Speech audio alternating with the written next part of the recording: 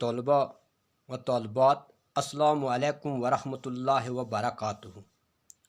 آپ کو معلوم ہے کہ ہم 12ویں جماعت کی درسی کتاب کی ایک نظم جس کا نام حسن اور مزدوری ہے پڑھ رہے ہیں، جس کے کل 18 اشعار تھے، جن میں ہم نے پچھلی بار 12 اشعار کی تشریح 2 قسطوں میں 2 نشست میں ہم نے پڑھی تھی 12 اشعار کی تشریح۔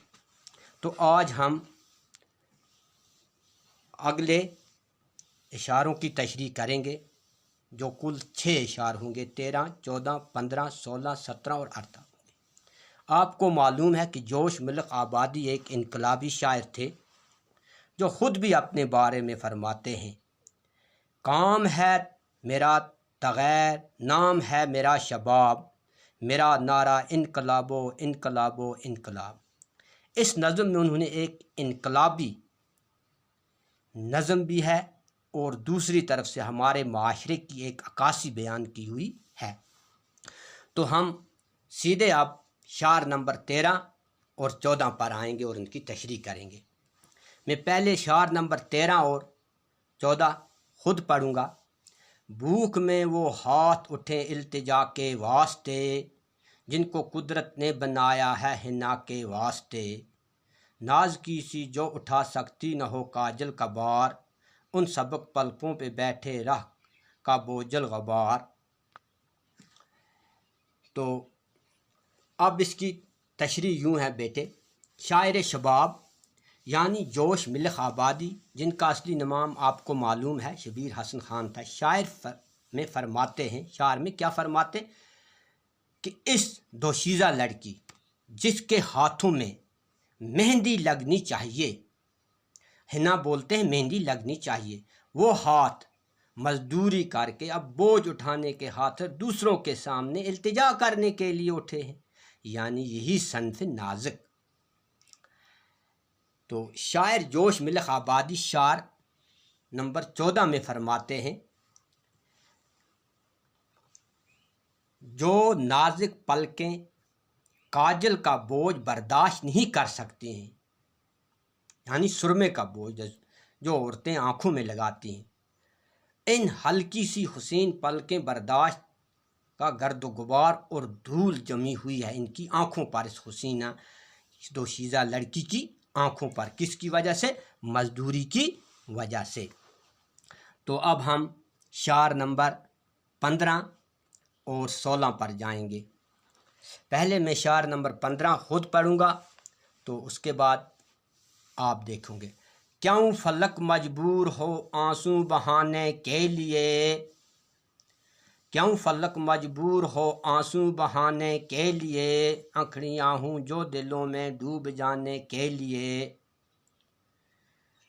مفضل سی چھانٹے اسے قہر و غضب کے واسطے، جن کا مکھڑا ہو شبستان طرب کے واسطے۔ پہلے شعر کے میں آپ کے سامنے مشکل الفاظ بیان کروں گا۔ فلک بولتے ہیں آسمان کو، آنکھڑیاں آنکھیں، قہر و غضب، قہر و غضب ہو گیا جس وقت انسان پر زبردست قسم کا مصیبت آ جاتی ہے، سختی آ جاتی ہے، عذاب آ جاتی ہے، آفت آ جاتی ہے، اس کو کہتے ہیں مکڑا بولتے ہیں، کس کو یہاں پر مکڑا بولتے ہیں چہرے کو۔ شبستان طرب، شبستان طرب کا مطلب ہے راست کی مست کر دینے والی محفل۔ اب ان شعر کی تشریح سنیے۔ شاعر انقلابی فرماتے ہیں، اے آسمان جو جادو بری آنکھیں دلوں میں ڈوب جانے کے لیے ہوں، یعنی دلوں کو محو کرنے کے لیے ہوں، دلوں کو خوش کرنے کے لیے ہوں، وہ آنسو زار و قطار رونے پر مجبور ہوتی ہیں، کیا یہ ظلم اور ناانصافی نہیں ہے؟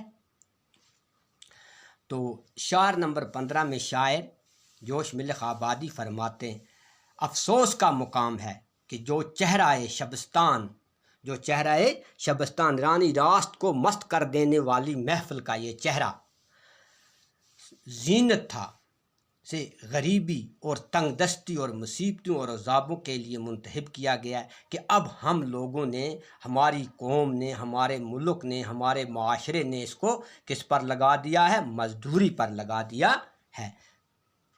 اب میں آپ کے سامنے شعر نمبر 17 اور شعر نمبر 18 آپ کے سامنے پڑھوں گا، تو اس کے بعد اس نظم کو ہم آج ختم کر دیں گے۔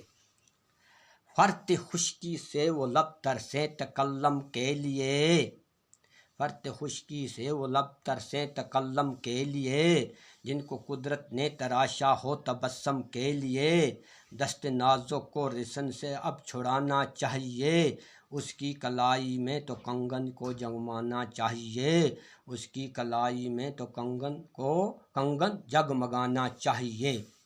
شاعر فرماتے ہیں